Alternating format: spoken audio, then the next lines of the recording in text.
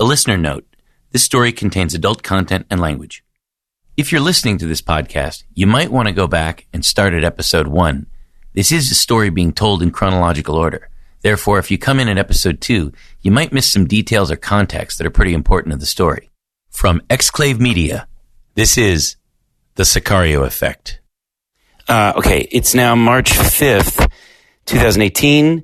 I am getting ready to drive to the office, but I'm making a note that there was nothing over the weekend or today about Popeye, but one thing that I am following is the prosecutor did announce that they were looking into things that relate to Popeye's family's assets, like his mother and father and some homes. And so the Medellin prosecutor, the Colombian prosecutor of organized crime made some announcement about their wanting to find possible properties that were obtained illegally.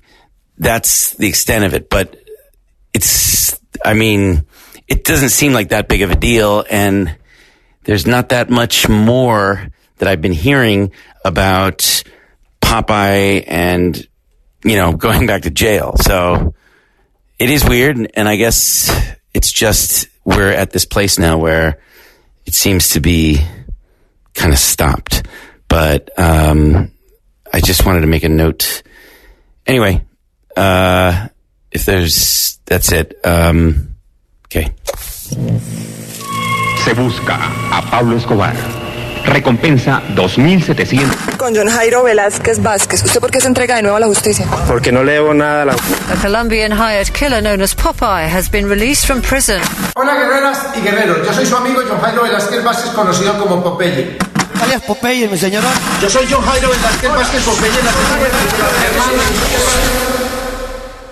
Episode 15, Narcoculture. Throughout the course of this project, I've made various audio notes. The one you just heard was done back in March. As you can hear, not much was happening. The shock of Popeye being discovered at Juan Carlos Mesa, alias Tom's birthday party, had pretty much died down in the news cycle. Popeye was managing to move the narrative back to the Medellin cartel days. It's a place he's comfortable in. In February, a documentary titled Countdown to Death, Pablo Escobar, was released on Netflix. The film contains an interview with Popeye, where he admits to killing a baby. Acting on the orders of his boss, Pablo Escobar, Popeye was given the task of murdering a woman who had allegedly been leaking information to the police about the Medellin cartel. Popeye found the woman at a gas station and shot her. Unfortunately, the woman's infant was with her. Popeye then claims, after discovering the infant, a decision was made as an act of humanity and shot the baby so that it would not become an orphan. All of these horrific stories tend to be normalized as they add to an existing narrative that is quite powerful. Narcoculture tends to promote narrative. There are parts of the narcoculture universe that proudly display iconographic images, such as Pablo Escobar stepping off a private jet, or solid gold AK-47s resting on a 3-foot-high pile of cash, or even signed wanted posters of cartel members. The influences come from all over. Popeye's story about killing a baby, it shocked many people. However, over time, there's a good chance it will get woven into some narrative, thus distilling it down in some way. I think this can be very dangerous in a society. I wanted to try to gain a better understanding about narcoculture. Joseph Avsky was born in Medellin, a graduate of the University of Antioquia with a degree in physics and a master's in creative writing from the University of Texas at El Paso. He is a critically acclaimed author of several books, including the award-winning novel El Corazón del Escorpión, Heart of the Scorpion, the tragic story of a former champion boxer struggling with the realities of Colombian life. Joseph was kind enough to speak to me.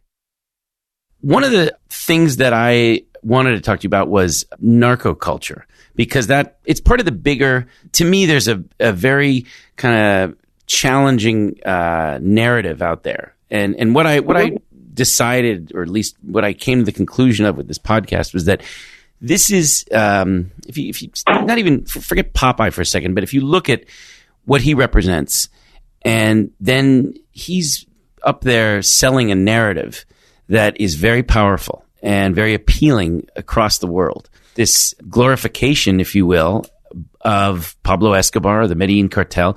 And a lot of it has to do with networks like Caracol, Netflix, TV series like Narcos, alias JJ, El Patrón del Mal. I guess my question is, why do you think people are still so interested in Pablo Escobar? Well, I think it's a question with many answers in a way that there's many different points of view that or perspectives that make make Pablo Escobar like an interesting figure for many different reasons. So, of course, one of them is that a part of the Colombian society like kind of embraced this idea of being like getting rich and like being like outsmarting other countries and you know becoming rich like Pablo Escobar did. And like a very common narrative of the time is like of the time was, there's nothing wrong, or it's not causing any problems here in Colombia, this narco trafficking. All the problems are there with the drugs. Like but of course that was not true. You know, like that proved not true very fast. You know, but the narrative didn't go away in a way, right? Sure. And also, I think it's more powerful in a weird way now than ever. Yeah, exactly. And I think from the countries like the U.S. perspective, keeping a figure like Pablo Escobar alive keeps the narrative somewhere else. Keeping the focus on El Chapo and Pablo Escobar, gives the U.S. and European countries a control over the narrative, and you can paint the good guys and the bad guys, and you can control all that narrative and never take responsibility for what's going on in your own country. I want to ask you another question. One of the things that one of the IAFIT students said to me that I thought was very interesting was every family in Medellin has had at least one person in their family involved in the narco business and narco trade somehow. Is that accurate? I mean, do you think that there's a lot of truth to that? I mean, it penetrated the society. So, I mean, yes, many families, I'm pretty sure they have members that took part on the trafficking and helped somehow either laundering money, in a more indirect way, or in a more direct way. Yeah, because it really got through society in Medellin and in Bogota, and it got through the political power, and of course that means that it got through political families and families in Poland. So the roots are so deep that how many years after, like 20, 30 years after, they're still there. Sure. They're still there. And one of Popeye's is proof of that. His popularity, this idea that he's a public figure, I mean, an idea that he has never doubted. I mean, he knows that he's probably not as powerful as he was when he was captured and when Escobar was alive. Sure. But he has some power in the sense that he has a public voice that is based on the roots of the narco culture being inbreeded in the Colombian society. Yeah. So much that he thinks that he can talk about morals and he can talk about politics and he can support candidates to the presidency, and like the idea is like people that you admire, if they support a candidate, you think, there has to be something good about this guy because he's an intelligent guy, a moral guy that he's supporting. We're like-minded. That's quite the opposite when to Popeyes, right? Mm-hmm. But somehow he's also, he seems himself as the same kind of figure, and a part of society look at him as as somebody to follow and somebody to to trust enough that he can make those statements. The penetration of the narcoculture back in the 80s was so deep that it's a culture that's still rooted in Colombian society. Yeah. And that's another thing. Like, I don't see an easy way of unroot that culture in Colombian society. Like becoming something different, but it's still there. It's mutating a little bit, but it's not going away. One of the things that in doing this project I've seen is it's made me take a look at narcoculture, and right now, like, it's extremely popular. Why is that? Do you know? Do you have any thoughts on that as to why it's so big right now? Yeah, it's a big question. Actually, a question that I have talked about over many years with many friends, including Esteban. It's hard to understand because it's such a corrosive, culture, and it has like so much bad for the Colombian culture and the Mexican culture, but it's super, like, it has permeated so much of the society. Everyone.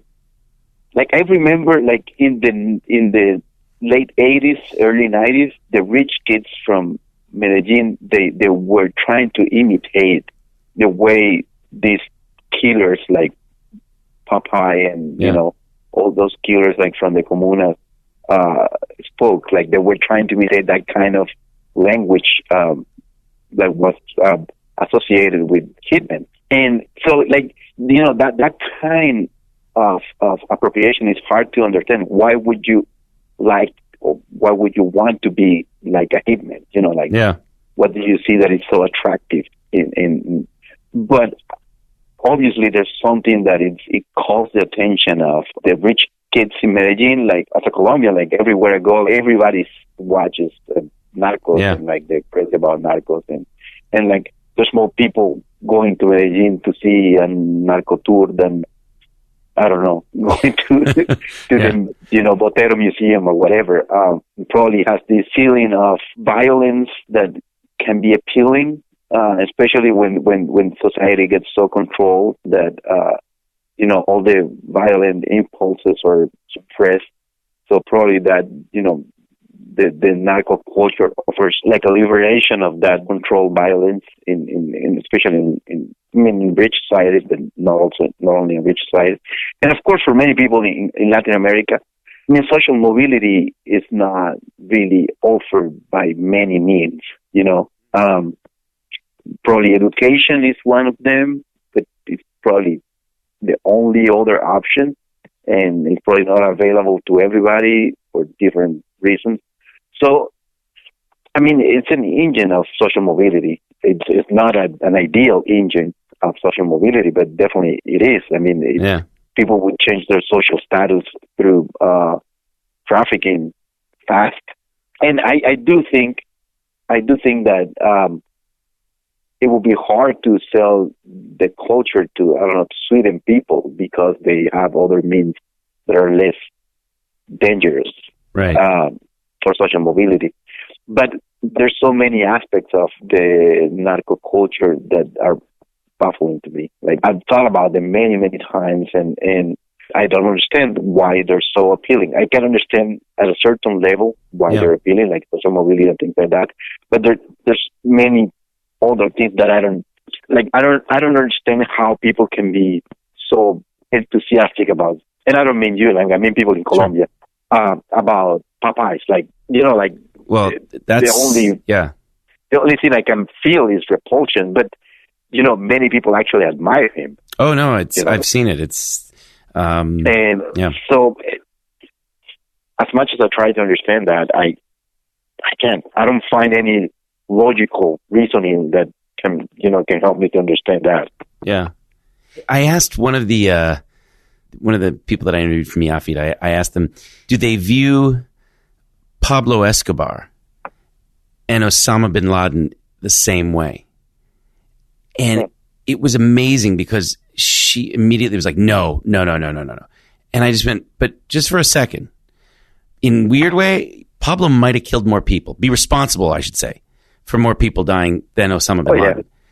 And he had a group of young men around him that were willing to do the most vile, vicious, heinous acts without thinking twice about it. He had a almost cult-like, he was a cult-like figure to these guys. I mean, Popeye even said it was like being in a cult. So I see a lot of similarities. And I'm just wondering, it was amazing because she's like, no, it's not the same. It's, he's I understand he's religious. I get that. But if you just take that aside for a second and you look at them next to each other, there is a lot of similarities, at least. I think so. Yeah. But it was amazing. I think so. Because it was, I got the sense, and it's not fair because I don't want to put words in her mouth, but I almost got the sense as if it was like I was now putting him in a category that I shouldn't.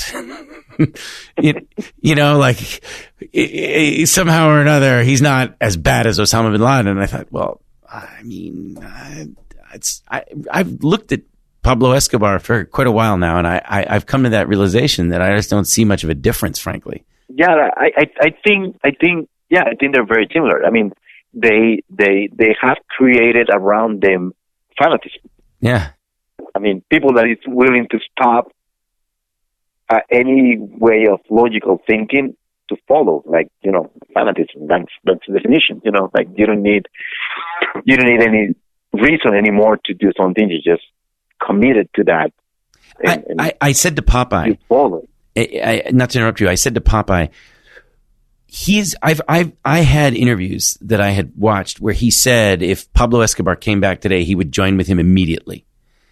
And I said, "Oh yeah, I remember.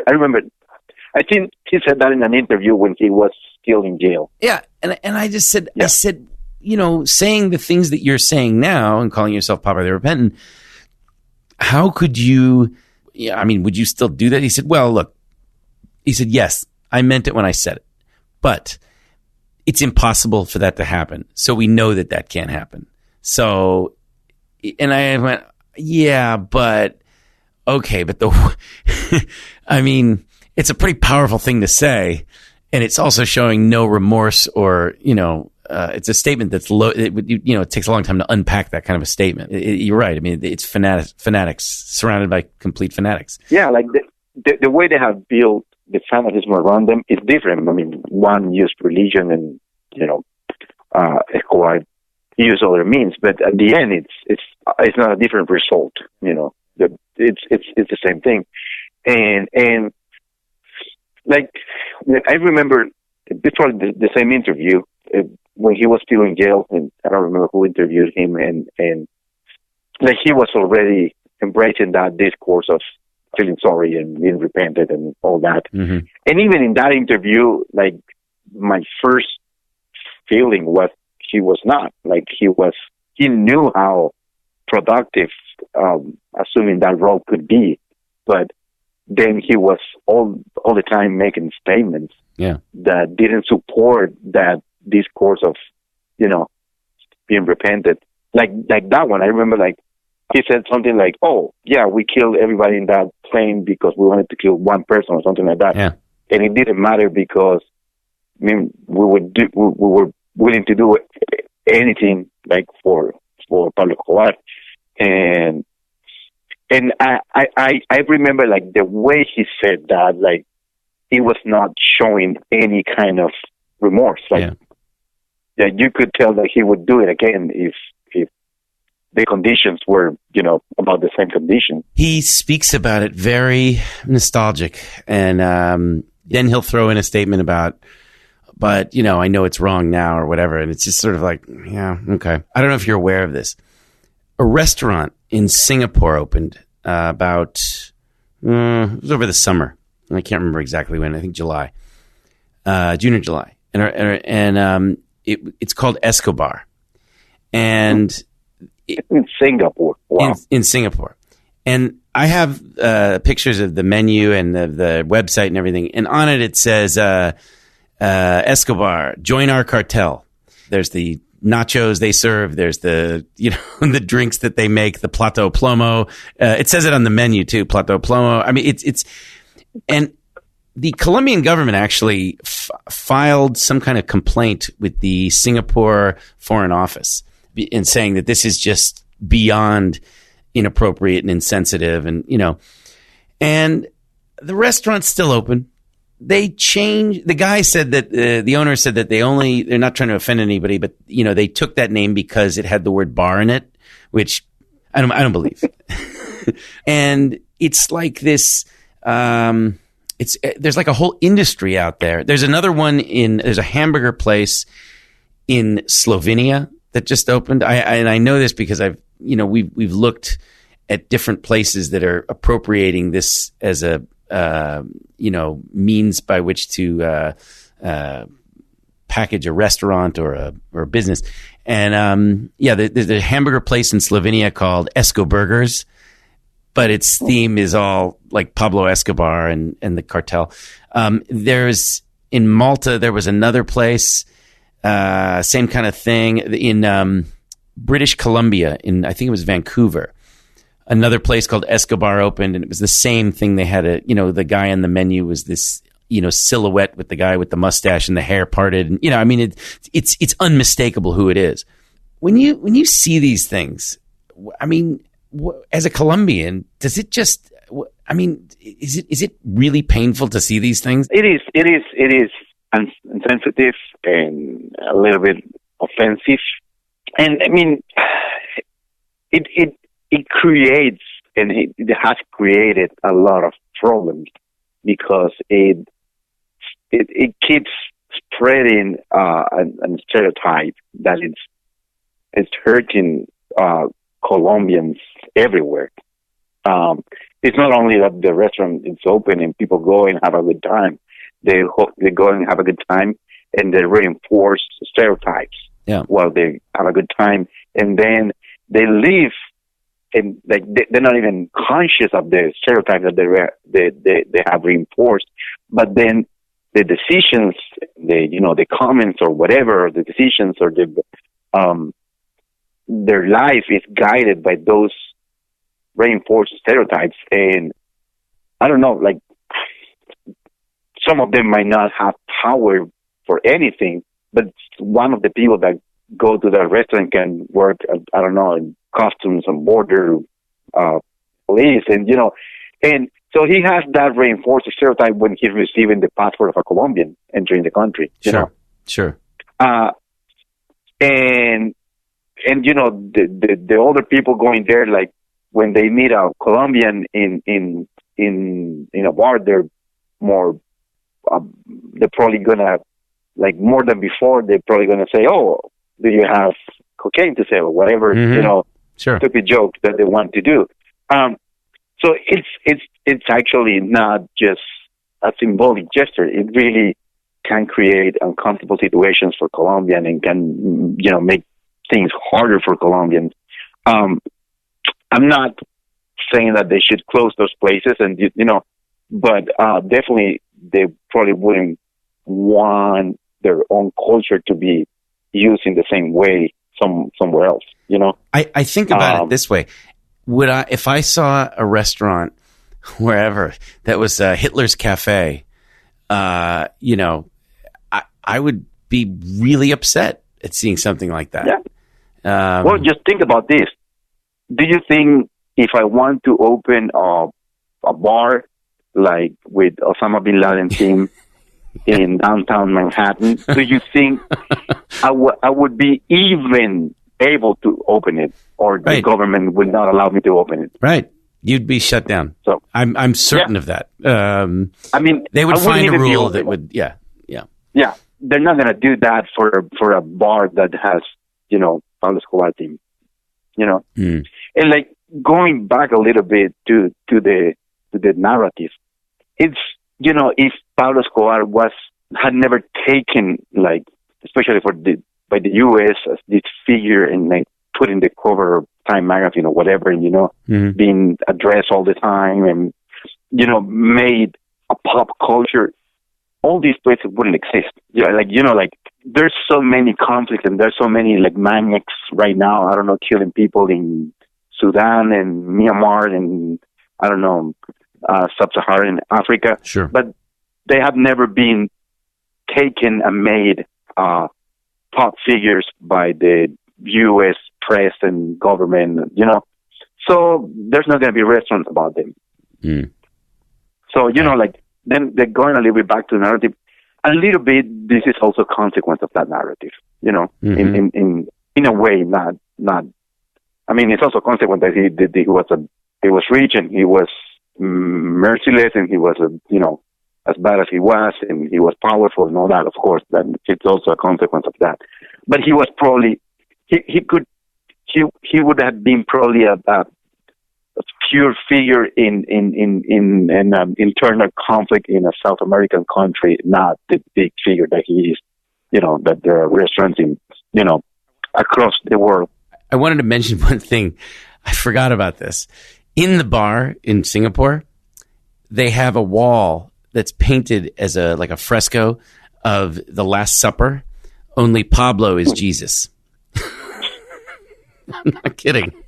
Wow. And it's funny because on their Facebook page, they were all upset, said, okay, we didn't mean to offend anybody. Sorry. It was not our intention to glorify Pablo Escobar. Come on. Really? Really? You portray him as Jesus. I'm sorry. Yeah. It's, we talked about something.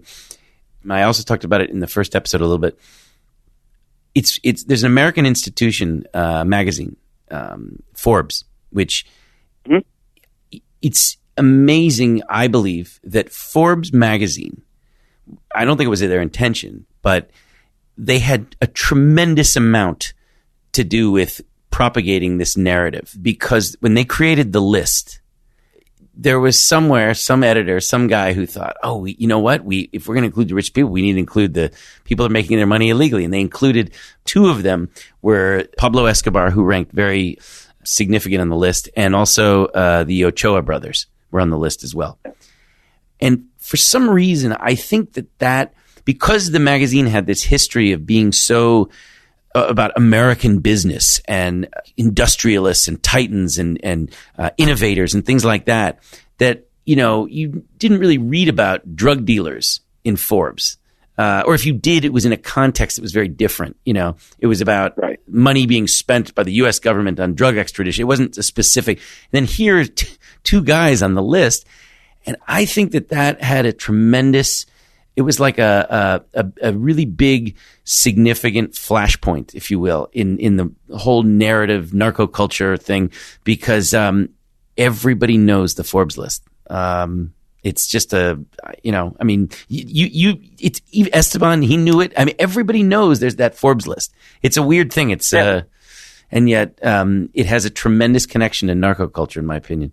Yeah, like things like that made possible that there's a restaurant in Singapore with Escobar. Yeah. Escobar team. Not, they don't have much to do with the narcoculture in Colombia, but they definitely have a lot to do with the internationalization of the narcoculture, And I don't think with things like Forbes list and, publications like that, and the whole coverage, there would be a restaurant in Singapore with, big team after Escobar. So, yeah, I definitely think that, I don't think they were ill intentioned, but but the consequence was bad for Colombians. Yeah. Because gave him a narrative, a big narrative, and I don't know how many media at the time was covered him in like this Robin Hood of Medellin narrative, but that was probably also covered and also, gave him this aura of goodness. Familiar with the term, the butterfly effect? I think it works as a metaphor. Yeah, it's actually can be related to the Forbes list the richest people in the world and all that. It could have happened that he was in that list, and yeah, that was it. Like next year, nobody was thinking about that. But it actually, it was kind of a butterfly effect. It went the other way. He became, a pop figure. I actually, just to interrupt for a second. So, you've seen the narco tours that are in and around Medellin going on, and it's. Did you know that Popeye had his own narco tour? I read that. I don't know where, or but yeah, I'm aware of that. I don't remember how. I was probably in El País. It must be so painful for people in Medellin to see someone like Popeye emerge out of this after a long period of time at least, and become this giant figure, if you will. There he is, yelling and screaming all the time. And at the same time, he's this guy who in the streets there, Netflix, you know about the TV show they did based on him, right? Yeah, I don't know if it's on already, but yeah, I know. It's on, yeah. It's 69 episodes called Sobreviviendo Escobar, alias JJ, and Louis C.K. Do you know who that is? Yeah. Netflix, because of what had happened, they took off his stand-up comedy special that they were going to air, and they took it off. They didn't air it. And I thought, wow, but they'll air 69 episodes of Alias JJ, and he's still alive, and all those families of those victims, and he's personally admitted to killing 300 people and being responsible for the deaths of 3,000. Yeah, that's yeah. I talk about that probably with Esteban at the time. It was very hypocritical of Netflix and yeah, like they keep doing El Señor de los Cielos and they keep having all this industry based on these figures. Yeah. And I think they even have more shows. Well, now they have the show about Popeye and I mean, yeah, it's not consistent. It's definitely not consistent. Have you ever heard of Carlos Valencia Garcia? I'm not sure. I don't think so. Carlos Valencia Garcia was a magistrate. He was murdered on August 17th, 1989. This was a guy he was 43 years old, I want to say. There's another person named Maria Helena Diaz Perez. She was a judge. Mm-hmm. She was 38 years old. She was murdered. They're heroes, these people. I mean, they knew the risks. They took the risks. And like this guy, Carlos Valencia Garcia, he insisted on going forward with the prosecution of Pablo Escobar for the murder of Guillermo Cano. These people were heroes. And, they're just footnotes in all of the stuff that comes out about this period. I keep looking at it and going, isn't there a story amongst all of this that, someone wants to tell there's a hero in it? Or is it just so appealing to have these bad guys? But the narrative, I mean, Narcos, Alias JJ, all of these, El Patron del Mal, they're just pushing something forward that is, more traction it gets, the harder it's going to be to change that narrative. Do you think it's ever going to shift? I don't know. I hope it does. At least that it dies out. Do you think it hurts that someone like Caracol TV, as an entity, I mean, they produce a tremendous amount of shows based on narco figures. And I realize that it's also, there is a part of life in Colombia that is, you can't, I guess, extricate yourself from it entirely, but they have a hand certainly in, I mean, they keep putting out shows, they made the show about Popeye, they made El Patron del Mal, they're making more, it's remarkable. And they have this deal with Netflix, which, amplifies that across the world. So I wouldn't support the idea of forbidding to talk about that or not, or, having rules about having shows about that or, anything like that. But yes, they're hurting like doing those shows. And the only punishment that they can get is the moral shame that they should have, about, yes, they're making money and they're as a private company. They're all about making money, and they're making a lot of money with these shows. But I mean, they try to set it as kind of social project that they have of building memory and all that. But they really have to take the shame that they're not building memory because they left out the people that gave their lives to try to fight back.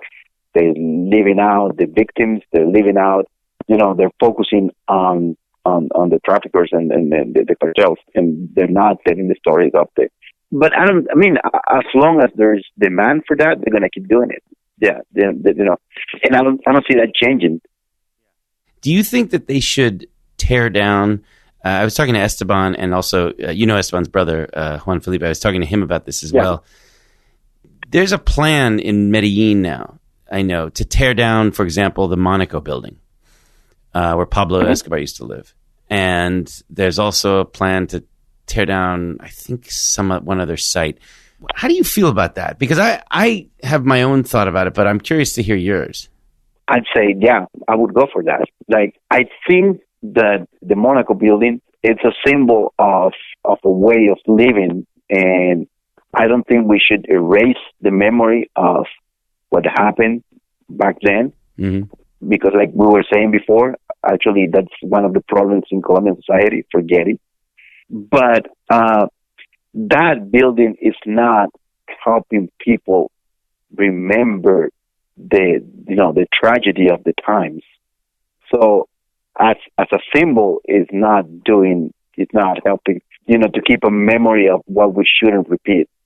Exploited by Narcoculture and things like that are doing quite the contrary, erasing the memory of the bad things and giving this narrative of, making the Escobar and the Narcos culture bigger and like more appealing. So yes, I think it's a good thing to erase that, turn out the building and do something else there. Because it's not really a reminder of how bad it was. It's a reminder of how much money they had, and how good their life was, and that's a good point. So I think it's not helping. I actually had a different thought about it, but you might have just convinced me. Which was my idea was, if instead of tearing it down, they turned it into a museum for victims, and they make that narrative so heavy there that it's this, housed within what was once his home is now a museum of the stories of all these victims. And so that, anybody who goes there to take some kind of selfie or something is really not going to feel the same vibe like they would now, let's say. If you see the way they've taken some of the concentration camps in Europe, and I don't want to use the word tourism. It's an experience to go there and learn and understand. And it's a very heavy experience. And at the same time, you're in a place they're two very different kind of places we're talking about. But I'm just wondering if that's achievable in reimagining what to do with this space rather than tearing it down, with the idea that you might get people that are going to come there and want to change their mind. You combat the narrative that way. I don't know. It was just a thought, but you might have convinced me. I think that's a good idea. I mean, that could work, like modify the narrative. But just leaving the building the way it is, doing more harm than good. But there's other options that I think would work different than tearing down the building. But they definitely need to switch the narrative around the building, because the way it is right now, it's not helping anything. The only one is not just destroying the building. There's some other option that I think that would be a great idea, making a museum of the victims. That would be great. There's part of the cycle of violence in Colombia is due to that power of forgetting and repeating. Forgetting and repeating, and kind of reenacting with different actors scenes that have happened and everybody has forgotten about it. And they're not even that like deep in the past. We're just repeating that. So I do think it's a pattern in Colombian life to forget about things and then repeat them.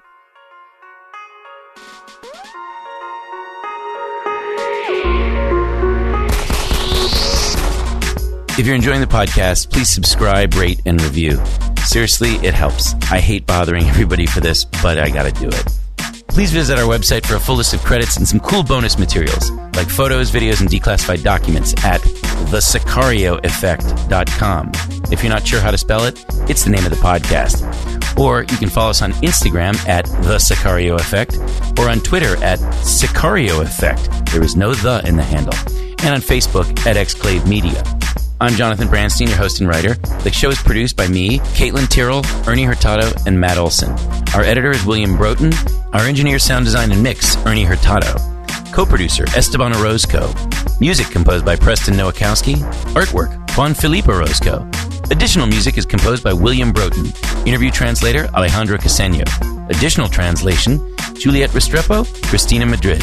Production support was provided by Daniel Uria.